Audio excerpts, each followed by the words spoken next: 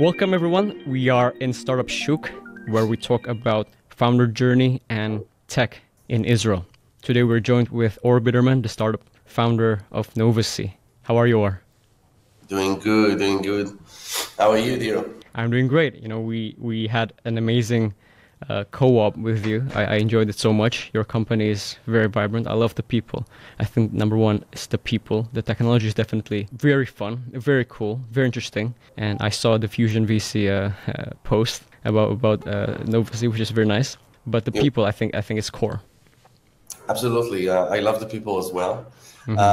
No, for sure. I think that we build like a very great group of people that can run away, to any direction that we need, and actually, take all this craziness of how we're building a startup. And I think that eventually, if it was just a straight line, so you need very professional people. Right. When you're building a startup, you need just people that are wild and they're ready for everything.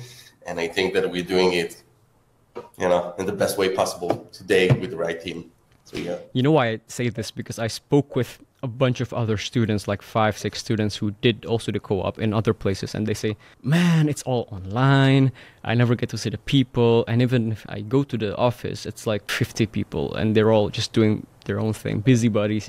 And even if it's like a small startup, it doesn't have the same sort of energy. I'm not saying this just to like flatter or whatever, but really people can sense the culture, and I think it really determines their work ethic, their effort, their vibe, a lot. Yeah, absolutely. I think it's changes between each company, and the founders and the people are can build or break or lead to very different directions. So even if they're doing everything right and the work ethic is the most important thing about the startup, Hmm. it's great, but people gonna feel it, and people are gonna be with this feeling for the entire day of work. And this is very important for us to keep it. I wouldn't say like light and breezy, but I would say to keep it friendly environment, to keep it fun, to keep it a place when you can actually create and build amazing things. So yeah, so this is one of the focus of at least Novacy. Wonderful. And we will talk about Novacy much more later. But first of all, Or. We're gonna start with Or. Who is Or? What is your childhood like? Where is your origins? My origins. So I was born in a pretty big city in Israel called Ramat Gan, which is not like a low socioeconomic like a place to be born or raised in, but it has its, let's say, issues. So I had like the best education in the best schools, one of the best neighborhood in Ramat Gan itself. But my friends, we can talk about my friends for an entire show. But I grew with a very tough pack of, let's call it wolves, as a child, and I think it shaped me in any way that I can think of. So it creates me in a rougher, let's say, version of myself, of how I was supposed to be. And this stuff actually built me to be stronger, to be smarter, because I made tons of stupid mistakes as a kid. And I think that this stuff actually built the resilience that I needed to do, to build over time. And I think that after this childhood, getting into the army, I was a tank commander, and this stuff really shaped me in the right like mold that I wanted. Because then I took everything that I built across, like the mindset of a crazy guy, but then take it into someone who's very responsible for the lives of his company and for the life of his teammates, and eventually for his own fucking tank, which is crazy. Hmm. And then it gave me the responsibilities that I really needed. And I think the combination of the two built something very, like stable, should I say, that actually kept me in the right direction. It focused me, it gave me purpose, and from this it built like the version that you at least know today. Um, I'm dating my high school sweetheart. We started at the age of 18, and she's my wife today, Sharon. We have Hmm. two beautiful kids, Gaia, which is 5 years old, and Adam. 2 years old. And we live in Ganei Tikva, which is a small place, still in the center, but a small place, very quiet, very different from the place that I, been raised in. And I think that this is, the whole journey that he's seeing as a person who live like, I want to be the change. I want to make changes. And you can see it in every step of the way. Sharon, she's a very different than any other girl that you think that I will date in my early days. And then you have Ganei Tikva, which is a very small place, a very quiet one. It's a very different place that you think that I will live in after seeing how I've been raised. But I think that everything is like, decisions. And you can see like how I think about like the early days of all until today, just by looking on the stuff and say, okay, the opposite. Wow. and this is something that shaped me. So yeah, this is me. This is I think my childhood. We can talk about it a lot, but yeah, let's start with it. What would you say was your driving force that led you to this entrepreneurial path? I've spoken to many founders, and they say obviously the army is one big factor. Learning how to lead, learning how to find solutions to problems. What about you? You also mentioned your unorthodox. Your surroundings were tougher than usual. The Ramat Gan is a nice city. I played bowling there, so I know it's a nice city. But you said you have a tougher set of friends. How does it impact you into your entrepreneurial journey? I think that everything gave me pieces that eventually built what I know today and what I think are the leading force, let's say, for how you said it, that it is my entrepreneurial journey. Because the army, yes, is giving you the option to lead. It's giving you the option to watch in a higher perspective about everything else and not just think about yourself, but think about you as a group. And I think this is a very strong force to have. And I think that this is, by the way, as a CEO, leave the founder aside, as the CEO, I think this is one of the strongest emotions that I'm feeling like day to day. Like, I'm much worried about like the success of Novacy, about the failure of the company. What I mean by this is we have beautiful bunch of guys over here like that work their ass off to actually make this a success. We all doing it together. Right. But I will feel much worse to fail them than to succeed, like to not succeed. Okay. And I think that this is the stuff that as a group, the mindset that we building in the army is something that, shaping you in a different perspective. But this is just one piece. I think that for me, after working for like 12 years in, in different companies, B2C, B2B, enterprise companies, seller, a whole life, I think that I always was like creative. And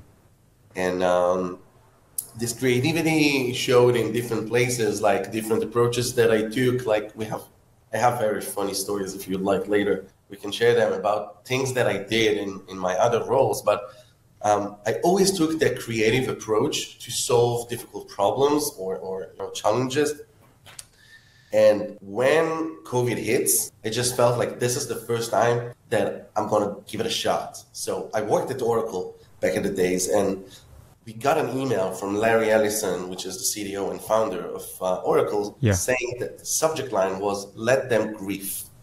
Let them grieve. This is a super powerful message saying, leave them to just, take it in, understand that COVID is a serious thing. And this is something that they need to work with. They need to understand. They need to digest. And if you try to sell them right now, you're doing it wrong. Let them grieve. Okay? This is not an email that just I got. Of course, there was an email across the organization, but that email actually should have timeout of like 2 months. Wow. There was nothing at all. So I went crazy. Like for me, it was like no chance. I'm like leaning in and enjoying the silence for the second, because this is me. I'm a vibrant guy. So I just took my stuff and said, okay, I'm going to WeWork. So I took an office in WeWork in Tel Aviv. And then I met an amazing group of entrepreneurs. And I saw their day-to-day. And I saw how they're working to achieve their dream, to make it a thing, to make it reality. And by saying this, I just said like, okay, this is something that I must like try at least. And I immediately like give it a shot. Like I thought about an idea, like in a problem. I started with a problem. Then I came with a solution. I tried to solve it and I failed so quickly. And it was super important because for me, I learned from this, I don't know, like 2 months. Yeah. I learned so much because I failed amazingly. I don't know, like it was a show of how you're gonna fail. Right. But I think that all this stuff, let's say from the beginning, which it was about, resilience as a child, and then the army, which is to build myself as a group, as an employee, which creativity always took the right places in my mind, and, the visualization, and then into facing reality and saying, I can do my own thing. I can see it now when I have my time to actually, get and take a look and breathe it in and see how people actually face it and say, yeah, I can do it. Yeah, I think this is the combination that actually... Very, very interesting journey. And you mentioned, I think, a very interesting point about failing versus successing with your team. Yeah. What would you say is the more important? I think both is obviously important, but the fear of failure or the big desire to succeed, do you think? So I think if you ask, the number one fear, like the reason of fear, people say, talk to a crowd. No, it's the fear of failure. I think that this stuff is always, just pulling the string in any person, and people are doing and taking actions upon specific stuff after thinking or fighting with their fear of failure every step of the way. I think that this one is like a huge and very known fear. But what I'm saying is when you're actually facing it in the most brutal way, I'm talking about fear of losing in the army. It's not the same as fear of losing. Let's say, I don't know, like an essay. Okay? If I'm not going to take this essay, or if I'm not going to take this course is very difficult, but if I take it, I can get, I can finish my degree like 3 months before, and I can do this and this. Or if I do this, student exchange program, which is crazy. Stuff that you did is crazy. To leave the family, to leave everyone, to jump in Israel, a new place. 2 wars already? 3 wars? Right. 3. Yeah. So it's insane. It's insane. And I think that this stuff is always the thing that, pushes us or pulling us inside of making decisions. But in my eyes, I think that my feelings or my willing, to succeed as a group is more important than just to succeed. Okay? I'm not looking for the success as an individual. I'm looking to create something big, to win it together. And I think that this stuff is actually, shaping me in a... This is the light. This is my light. This is the stuff that is actually pulling people to me. I really care about people.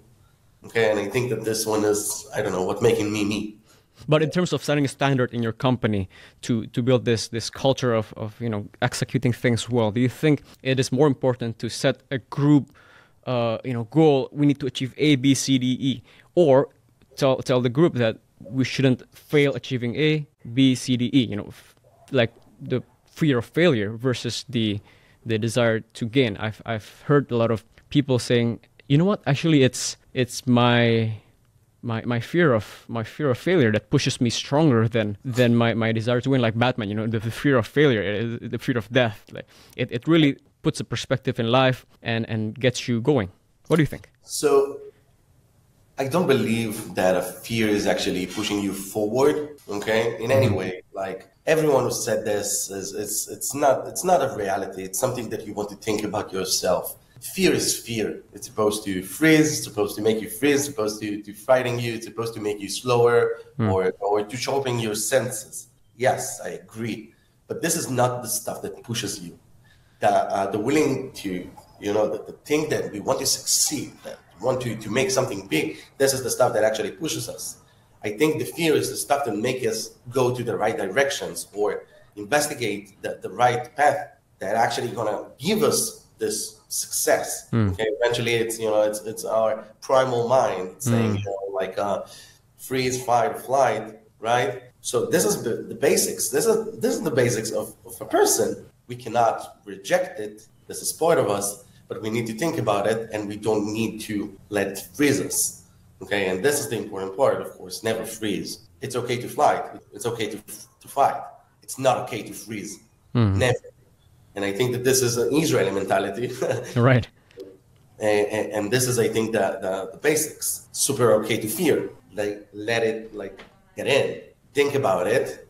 Digest it. Understand what are the places that you fear of, and then start running. Okay, in the right directions. When you understand that you fear of something, resolve it. Think about it in advance. But yeah, so it's not the stuff that actually pushing you forward. It's the stuff that pushing you in the right directions. This is how. A very nice way to put it. So it's not, it's always going to be there. So you have to control it, and it will. You shouldn't let it control you. You shouldn't let it freeze you, right? But it will give you some constraints to push to put you into the right direction. But then what brings you forward is your goals, your ambitions, your drive. Yeah, amazing. So let's talk about Novacy now. What is Novacy?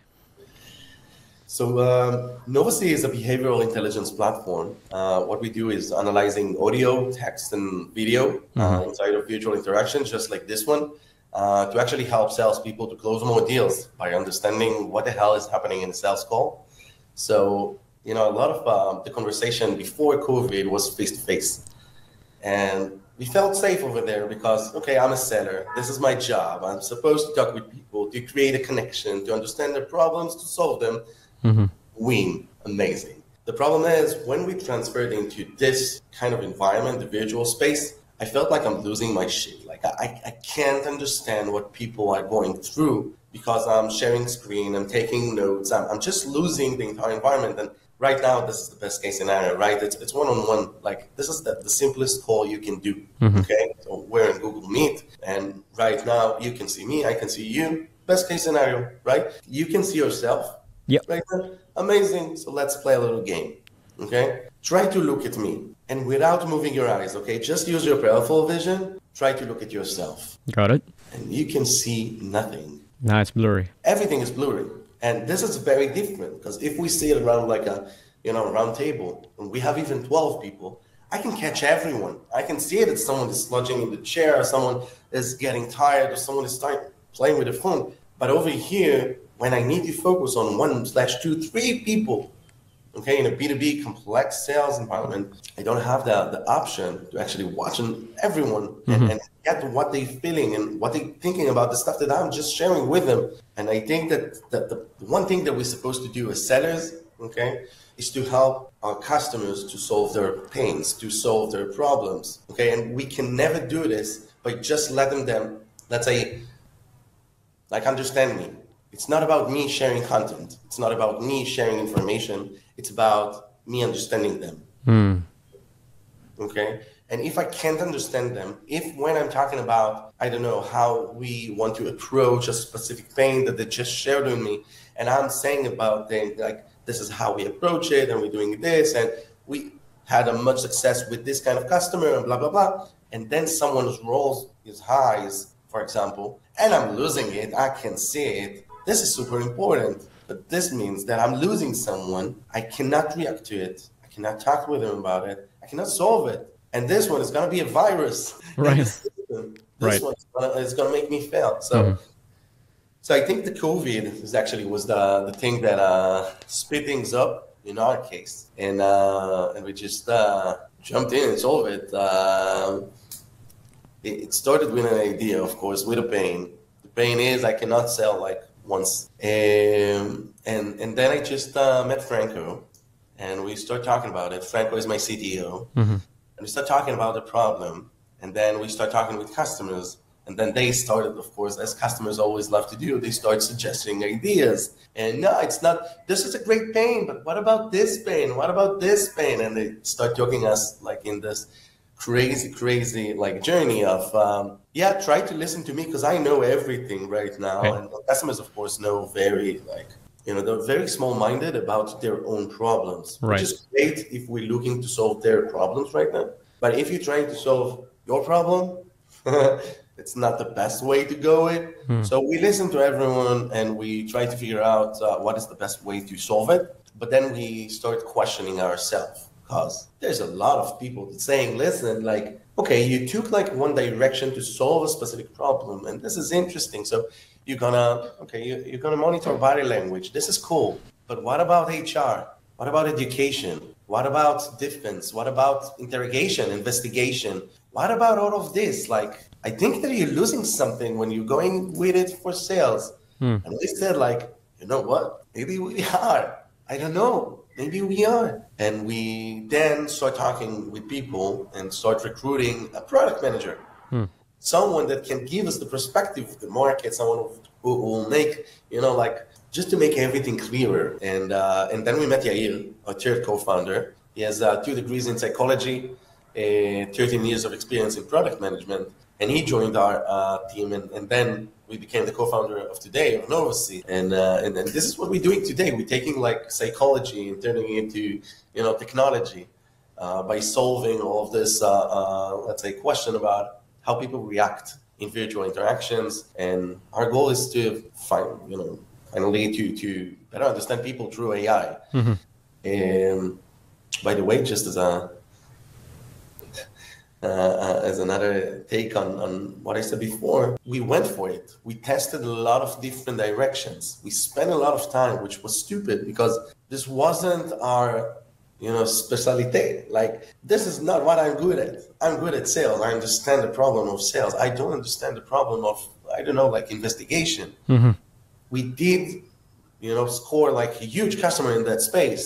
We did nothing right, but we closed it because maybe good relationship, we understood the problem, like they explained the problem right enough, they explained what is the specific solution that they want, and Franco has amazing technology abilities, so yes, we will be able to just give it, but the problem is we didn't know anything about this problem, anything about this space, so we closed this amazing customer, and then we said like, okay, bye, thank you.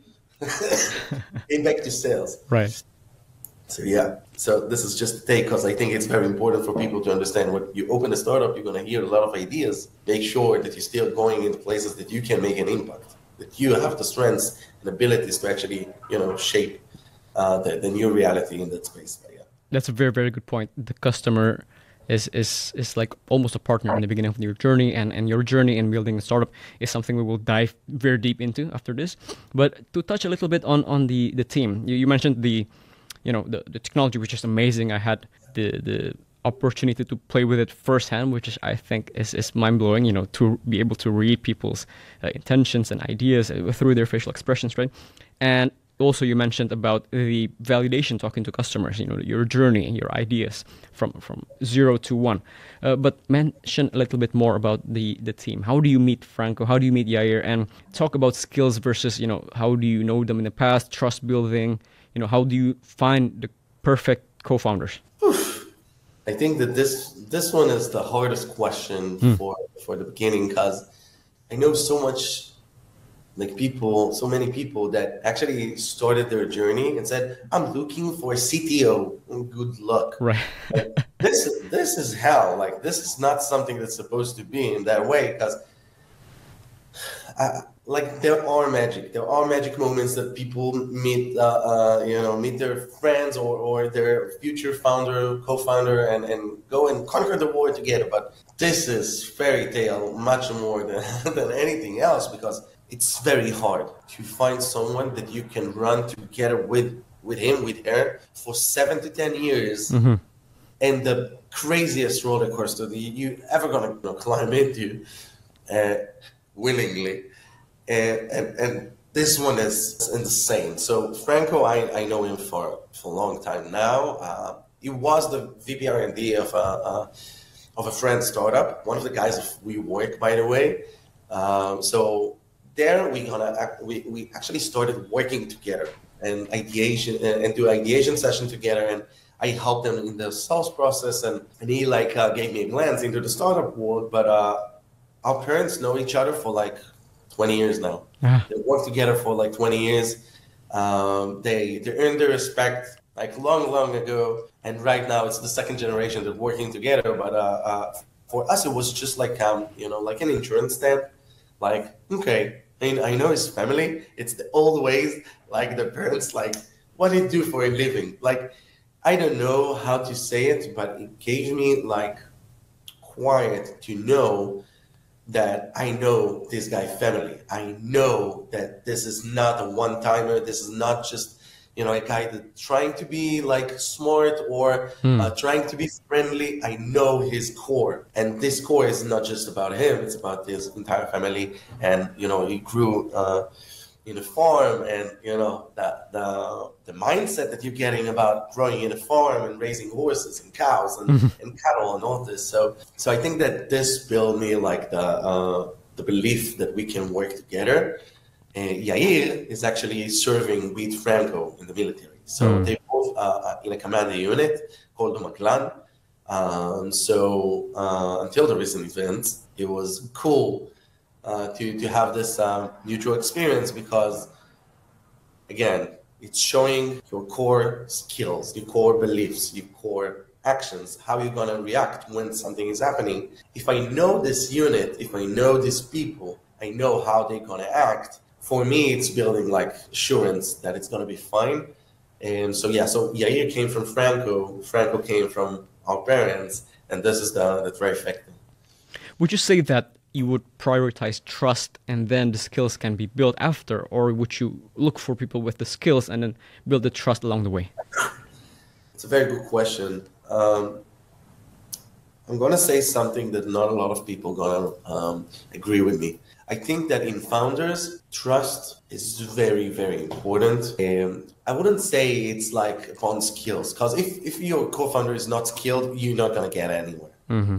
Everyone's supposed to be, with the right set of skills, but it's not supposed to be the best in the biz. Okay? It's not supposed to be the best person that can do body language analysis. No. Okay? It's not a must. Okay, it's a must that a person can, know his way to actually get this stuff done, to understand what he needs to do, but to have a real conversations, to better understand, each other, to see that we're going with the same flow, to see that we, we trust each other. If I'm doing something stupid, he will stay standing for me, and vice versa. Like, there is no chance that one of us, the three of us, are gonna fuck up, and the other two is not gonna, pick him up. Mm-hmm. This is part of us, part of our relationship, part of our connection. And I think that trust is the most important thing in this stage, because now I'm talking about first-time founders specifically, okay? Nobody knows what fuck are we doing. Nobody. Nobody. And if we don't trust each other, and if we don't give the safe place, it's not gonna stay. It's gonna break very fast. Okay, so we do need to support each other. We do need to be super, professional as much as we can. Mm-hmm. I was never a CEO before. Mm-hmm. Franco was never a CTO before. Yair was never a CPO before. We don't know what we're doing exactly, but we're winging it, and we're doing it in the most professional way, because we're building plans and we're thinking about the future, and we're not just looking on the, on right here, right now, to make it happen. Right. So I think the trust is a crucial component, and it's not something that that people tread lightly. You can see it, by the way, on VCs as well. When a VC is talking with a group, with a company, with whatever, it doesn't matter how formally connected are you, right, on that second, but when you're talking with a VC, they're asking, how do you know your partner? This is important for them as well. Yeah. Okay, so it's not just so we had a course in Reichman, so we learned together, which is okay. It's okay. It will be how you created a bond that will not break in 5 seconds when everything turned to shit. And it's gonna. You're mm-hmm. gonna meet this in I don't know, in 3 months. Okay, every organization is gonna feel it in the first 3 months for sure. Okay, now let's understand how it doesn't break. So yeah, this is my take on it. Amazing answer. Eventually, shit will hit the fan, and you gotta stick together. Yeah. Talking about your validation, which you passionately described before, talking to customers, changing a bit of the direction. Tell us a bit about your validation. I think you have indeed product founder fit. I see that in the team. You have the psychologist in the team, you have Yair, you have the tech guy in the team, CTO, you have you, which is a salesperson. You know how to sell to people and you know how to help people sell, right? So I think that makes sense. But I want to hear your take on product founder fit, about your validation on your product. How did you achieve that? Yeah, let's say that the way that we validate things today and the way that we did it 2 years ago is completely different. So 2 years ago, it was very important for us to have a lot of conversations. A lot of conversation with a lot of customers, with a lot of different opinions, different sizes, different, I don't know, whatever. For us, it was super important to hear people out. And this is a mistake. This is a mistake nowadays. It's not completely a mistake because it is important to hear the market, okay? But you can't just keep on doing it over and over and over again until you get a one-liner. No, it's never going to happen, okay? So I think in the first validation, we interviewed above 100 people. I think I don't know, eventually it was like 115, something like this. And VP sales and CROs and amazing people, right? Very important conversations to have. But we burned, I don't know, like 2 months, 3 months. Wow. Let's say 3 weeks ago, we went with another idea and we said, okay, let's validate it. Okay, we want to validate it. So we build a plan of how we're going to go through from ideation to validation in a week and a half. Okay, to validation. Not just about, okay, thinking it, here's a little mock-up, validation. People say, yes, I'm willing to pay. Okay, and I think this is a much smarter way to actually, feel the market immediately because you're going to build plans. And you're going to think about all this amazing stuff and all the big problems that the customers talked about. And then they said, yes, of course, I'm willing to pay. And then you give them the invoice and then they say, I'm not willing to pay now. So I'm saying, give them the invoice, get paid, let's work. Okay, let's shift it. So right now, what we did, we built it. We took the basic of design sprint. It's a Google platform ideation process. So we took the basics of the design sprint, and then we built it inside that actually gives us the ability to ideation, to do an ideation session like one day. After this, you're asking questions of just, professional people in the market, in the space, people that are, in the top positions that can actually share ideas. So you're going to have 5 to 10 conversations. So 5 to 10 conversations with people like this. You're going to have an additional 5 to 10 people you're going to book 5 to 10 conversations with customers, and you move on to, market, competitive landscape, market landscape, how we actually build the value props, what we're doing different than anything else, just building all the collateral. After building this, you're getting into a shape that you already have an idea. You already know how it's supposed to help people. You already know what people are willing to sacrifice to do it, because people, of course, are buying your solution just to solve pain.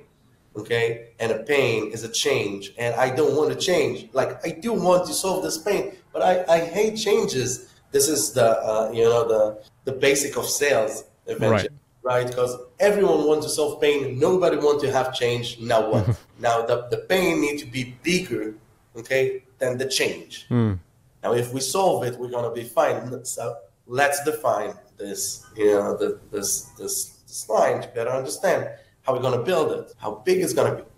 So we build all the materials, we build a one-pager or something crappy. And then what we're doing is immediately thinking about, okay, we saw the best outcome. Now let's talk of our worst nightmare. And we talked about it before, about the fear or the willing to success. I think that we always see things in optimistic eyes just because we're founders. But let's talk about the worst nightmare. Where are we going to fail? Let's poke some holes in this idea.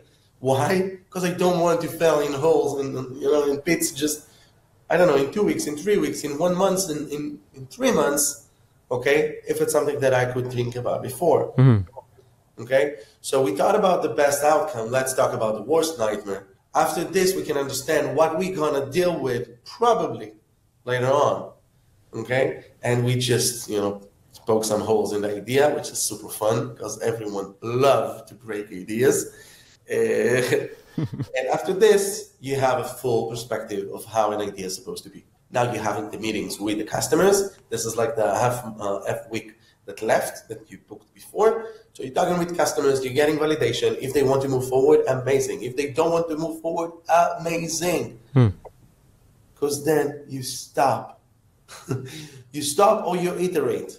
Okay? You need to understand if the market says no, there is a reason they're saying no. Let's understand what are the reasons. If we get it, cool. If we don't get it, we cannot move forward. I see tons of entrepreneurs that saying, yeah, they don't get me, but it's gonna be the next thing. No, you're gonna crash into a wall in 300 miles, and it's not gonna be fun.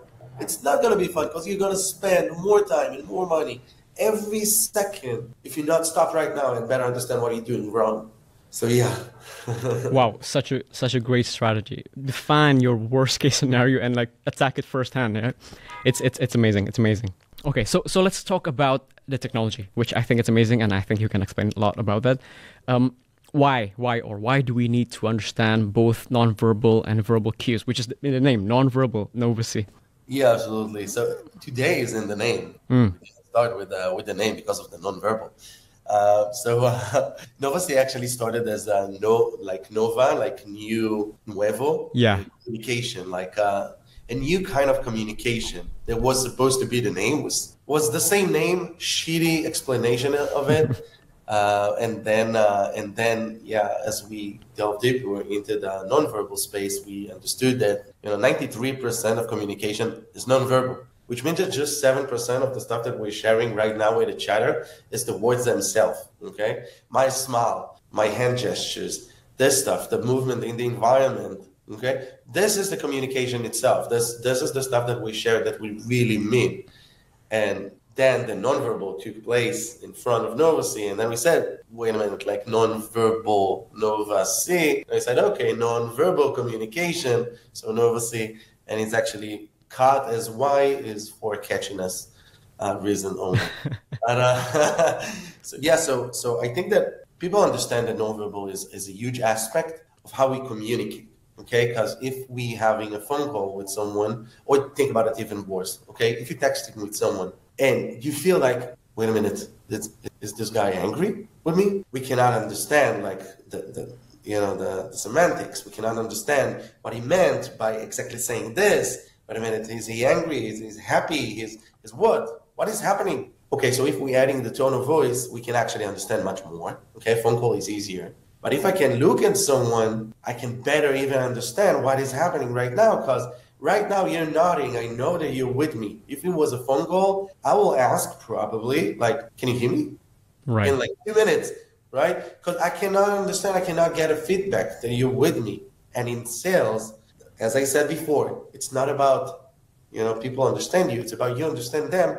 If I can't understand what you're going through, I cannot help you. If you're thinking that what I'm saying is stupid and it's not supposed to, so something, just broke in our connection in this, I don't know, like 2, 3, 4 minutes. It's super important for us to go back, to roll back to the specific point and better understand if, okay, let me explain. Seems like it was a miscommunication. Let me explain what I meant by saying 1, 2, 3. Mm-hmm. This one is super important because if I can help you solve your problem, and just because of miscommunication, we lost it. Why? We have so many reasons to lose deals, and if I can help, for sure. So this is the reason. This is the main reason for Novacy to be in existence. You have like 5 people in the call, 6, 7, 8. I worked at Oracle. People laughed about us and saying you have the Oracle bus. Okay, the Oracle bus is 10 people of Oracle, just from Oracle's side when we're doing the selling. So we coming into a meeting, 10 people. The other side is trying to show force as well. Coming 10 people. You have 20 people in a room. It's stupid. It's just crowded. It's not helpful, for sure. It's just stupid. But in this case, I need to understand what is happening. I need to understand how to, get the attention out of everyone. But if I'm just focused on one persona that's supposed to make the change, to make the decision to whatever, I'm going to lose the entire crowd. And this is crucial because I need to understand what is happening for each and every one of the people. I need to build a case. I need to sell to a committee, not for a person. I need to get a yes, but it's supposed to be from everyone, not from a single player. So this is Novacy. This is the idea behind it. Very interesting point. And when I spoke with Yuval from Novacy, he also mentioned that we base your platform from some principles in selling and communication. You know, we spoke about Sandler. We spoke about the book with Chris Voss, where he is a hostage negotiator. Yeah, FBI negotiator, which is amazing. And I also discussed the book, How to Win Friends and Influence People. And in all these books, when we spoke about it, we realized that most of the time people disagree, not because of the things said, but because of how it was said. And the way we say things have a bigger influence on how people perceive us and the communication itself. Absolutely. As I said, like you have Marchabian's rule. It's going by 73855. This is the name of the rule. So 7% out of what we're saying is the words themselves. Okay, 38% of the meaning, it's by tone of voice. 55% is just by body language. Okay, to craft the full understanding of what I just mentioned, you need to see me. You need to see me, you need to hear me. Okay? But if we just, losing, okay, I'm closing my camera, you're losing 55%. If I'm muting myself, 38%. If I'm stop texting, you cannot understand me at all. So this is a very important part of communication, and you can see it in a lot of TV shows, and you can see like there are the stuff that actually touching this, like Lie to Me. If you ever watch it, it's a very old TV show, very strong, like a teaser, so you can watch it on YouTube. But the importance of the stuff that we can actually extract from someone that never spoke one word, it's amazing. It's amazing. So the basics, it's nothing. Okay. If I stop talking right now, I can see I will see twitching in your eyebrows, in your nose, like you're gonna feel uncomfortable, and you're gonna sit in a different spot, and you're gonna move in a festive phase, and everything is gonna react. Okay, because we are communicators. Okay, it's not about how well we communicate. We're people. Okay, even and I'm sorry that I'm saying it in this way, but even a blind baby, okay, is gonna smile. Smile is nothing that someone teaching. Right. Okay, but it is what it is. We're gonna smile. We're gonna cry. We're gonna do everything because this is how we build. And if this is the way we communicate in the basic manners, okay, it can actually help us understand, the bigger picture. And I think that this is what we based off, and this is the logic behind it. Okay, we all want to be better communicators. Okay, and this is easy. We just need to be in the room, and we really need to take in everything that we can. Yeah. So yeah. Amazing. And, tell me, Novacy now and Novacy in 10 years, what it's going to be like? I would say that, I shared at the beginning that our role in the world is eventually to better understand people using AI. People are always going to communicate in any platform. It's going to be video calls. It's going to be, phone calls. It's going to be in a different way. I don't know. Maybe Pigeon will come back to fashion. But eventually we're going to keep on communicating. And there are tons of different aspects that are coming in. Okay, you can see the metaverse, and you can see all the stuff, and the Apple glasses that just broke out like 1 week ago. You can see how people is going to communicate. It's going to be different. Okay, and even think about it different. If I'm texting, okay, I'm texting right now through the Apple, or I'm thinking and it's connecting to my mind. So you saw like Elon Musk. Yeah, okay, Neuralink implemented a chip inside of brain of someone. So fucking psycho. So if you're doing this stuff, okay, we can actually start helping digest emotions. We can help better understand how people's actually feeling. What are the stuff that we can or should do to actually improve a specific behavior. So it's not just about better understanding, the basics as we're doing today. It's not about emotions by facial expressions. It can be even, to help you get a better, decision upon stuff that we collected by the way. Like if I can see you, or if I collected enough information about you, I can know how to approach you. I can know how to best approach you. I can know how to better communicate with you. Okay, it's not just about the approach, the first approach. It's about how do I keep a good relationship between us. Right. Okay, so we can actually understand all of this perception, and I think that this is just on communication itself. And then all the guys that actually talked with us in the early stage and said, "What about HR? What about?" So yeah, so now this is becoming much more relevant because we can actually help tons of different industries. And right now we focus on sales because this is the place that I feel safe. This is the place that I know that I can help people today. But later on, when we have the funds, when we have the knowledge, when we have the data behind us, we can start helping, bigger groups. And yes, we can come back to defense organizations, and we can come back to, to homeland security and all of this. And it's going to be very interesting, just to solve more and more problems. Eventually, communication is everywhere. Let's make it better. It's not about making it worse and playing two guys that can see each other pinching the air. Right. Exciting times. We live in very exciting times, and excited for the future of Novacy, all the new technology and also the directions that you might pursue. I had this fun chat with UVG, with Goldman. We spoke about what might be in the future, with Novacy. We spoke about a phone which you can put on the cafe table while we're talking, and it will essentially do what Novacy features do. You just compile, summarize, analyze communications, but in a real world sense, not just in a virtual communication. So maybe it's a bit sci-fi talk, but we'll see in the future. Yeah, it's just you actually had a very interesting product by Ocam. Okay, so Ocam developed like a pen that you can put in. It's recording everything. Okay, it's transcribing, saving to everywhere and this kind of stuff. But it's also collecting like picture of people, and then it's actually shared with you like, okay, the last time that you met Dio was when you talked about this and this this was the last topic that you talked about. It was in this date and blah blah blah blah blah. And it's very interesting for people that are meeting tons of people and need to organize anything. It was an amazing idea. They sold like 100 pieces in like 7 years. It was a failure. But it's because the world wasn't ready for this kind of solution yet. Yeah. I think that we're getting open, like by the second, to everything that, privacy is important. I'm not disagreeing with it. Mm-hmm. But if we will letting in, it's actually going to help us better understand what we're supposed to do. So I'm not talking about, take all my information. No, absolutely no. But I do want to make my life easier. Okay, we know it from ads. This is the best example, the bestest example that I can share. So if I'm not sharing my my info, I'm going to get shitty ads that are not related to me. It's never going to help me in any way, shape, or form, but I'm going to see ads anyway. So maybe if I share some information, I'm going to get some stuff that I need. Maybe. Okay, so let's take it from this place to a less cynical one.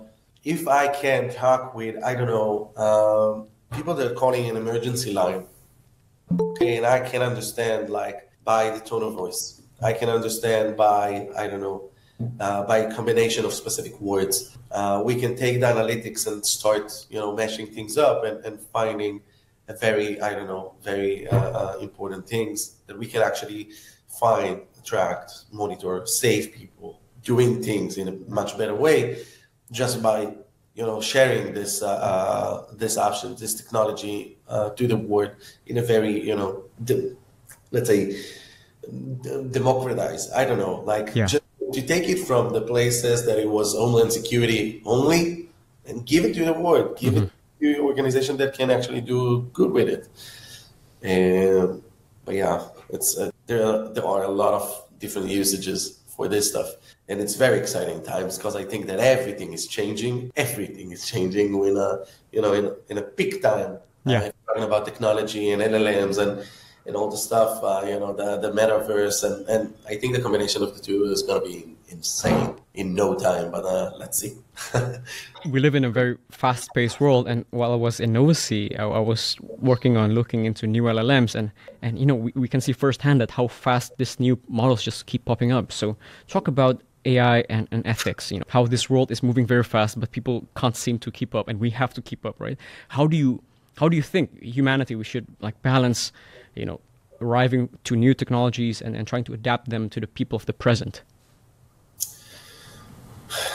It's just like always, it depends on the people. There are people that gonna buy some armadillo helmets and gonna stay and say the NSA is listening to everything and beware of the technology. And there are people that are gonna be early adapters and gonna take it in.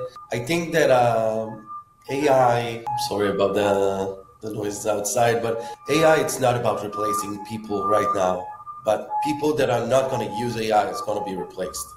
So we do need to understand that this is stuff that's gonna make us do things much better. Eventually, what's the main idea behind AI? I'm not talking about the technology or to deep dive into how it works. I'm just talking about the first things that we're taking and changing with AI. It's the repetitive stuff. We just want to take jobs that we don't want to do and give AI to do it. Because if it makes sense and if we get good enough results, amazing. Okay, if I need to be involved in 10 different conversations as a person, okay, a day and listen and coach people, this is insane. But if I have a tool that actually gives me the full analysis of the 10s and saying, okay, out of these 10 calls that you just had, this is the scoring for each and every one of the calls. This is the one that is the most important to watch because it's with the most expensive price or the shittiest call or whatever. But here's the prioritization for you. And now you just need to take a look on 2 or 3 calls. And I saved 70% of your work, or should I say, I brought you back 70% of your time. So we need you to stop being afraid of this. I do agree that in ethics and if we're talking about, how we keep our privacy, this stuff is super important. And there are always organizations that are here to keep it safe as much as possible. And they're suing everyone and it's a lot of fun. But I'm saying if we leave aside for a second the privacy and the ethics and saying, okay, do we want it in our life? The answer is absolutely yes. We do want to get this advancement. We do want it. Now we just need to solve another problems it creates, which is ethics and privacy. And if we solve this is the best time to live in. There's a balance to everything, I suppose, and I think it's inevitable. Humans will progress no matter what. In 50 million years, whatever, we will go to space, whatever, and that will happen, right? So AI will also happen, but we will have to find ways to mitigate the negatives, because I think in every human advancement, the good is always outweighing the bad. Yeah, and Mortal Kombat. Yeah, that guy's one. Right. Or advice. We have a lot of big entrepreneurs in our audience, investors, but also, young aspiring entrepreneurs. What advice can you offer to entrepreneurs on persevering through difficult times, like the ongoing conflict situation? I think this is a hard one because just because you added the conflict into it, because I think the message that I share is the same if we have a conflict or we don't have. Just the conflict is actually, creating a lot of noise in our heads. It's taking our breath away. It's making us be weak and scared, and this is fine. So I will add another suggestion that I didn't think that I'm going to share. But let's say that in any other time, okay, included this one, the best tip that I can give you is, always ask. Always ask for people to open their doors to let you in. Okay, always ask if I can do some business with you. Can we meet and have a coffee about something? Because the best case scenario is people saying yes. The worst case scenario is already in existence. Is you not asking and getting a no. Okay, so you already have the no. The best case scenario is you're gonna get a yes, which is cool. You don't have nothing to lose. So just keep on asking and keep on approaching. And I think that this is the best thing that an entrepreneur can do, no matter the stage, by the way. Okay, and this is a tip that I'm going to give any VP sales or CRO as well, because what you have to lose? Okay, pick up the damn phone. You don't have anything to lose. So this is the best, I think, advice that I can give people and entrepreneurs to actually push their business forward. But if we're talking about this specific time and we're talking about the conflict, I think that this is very important for you to actually have a very sincere conversation with your teammates. People have different perspective about everything. People digest different situation in a different way. If you feel that you're resilient, it's amazing. You may have 3 people in your team that are crashing, okay, that are burning themselves, that are feeling like they cannot leave performance aside, okay, they cannot do basic things that they had to do or they had the ability to do 3 weeks ago. And this is super important to be as open as possible and have very sincere conversation about the situation. If you're a bigger company, you can involve like psychologists and this kind of stuff and have like sessions with everyone. And I think it's amazing and it's needed. But if you're a smaller organization, just have a one-on-one, just have a conversation. Ask people if you can help in any way, even just asking. And again, it's on the same, on the same equation as I said before. If you're not going to ask them, you're never going to know. Nothing is going to change. Okay, if you're going to ask them and everything is fine, you want out of it. It's nothing that you're going to like lose if you're going to ask for it. Okay, if they say, I don't want to talk with you. Okay. Can I help in any other way? Do you like to talk with a professional, someone that I can send, on a Novacy expense, for example?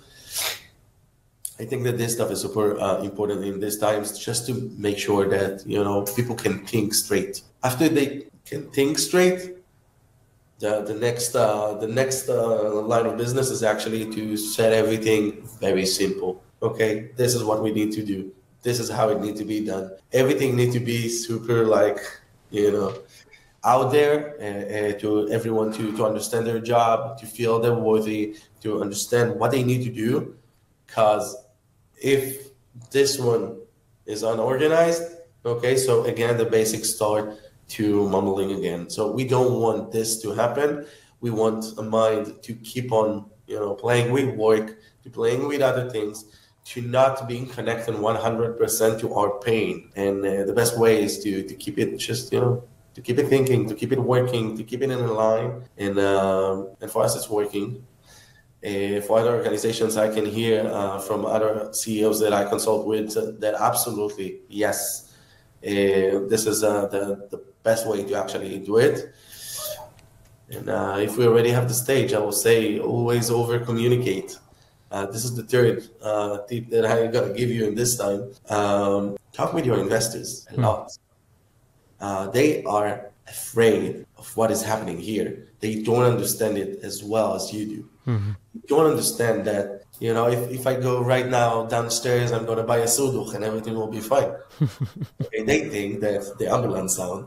Okay, so they think that this is the sounds of Israel right now. And this is part of Israel right now. This is correct. But it's important to say that Israeli tech keep on, pushing forward, keep on delivering, and we're not going to stop. And this is not a weird situation for Israel. This is a sad situation for Israel, but it's one out of many. And we know how to handle this, and we know how to push through, and we will push through. And it's important for your investors to know it as well. So over communicate. If you usually talk with them once a month, talk with them, I don't know, twice or three times or 4 times a month. Okay? Nothing gonna happen. Okay? You can just send them like weekly updates. This is how we handle stuff. This is how we do. This is the current state of the employees that were drafted. Okay, people are coming back. So yeah, so I think it's super important to just share this because you understand it. Nobody else is.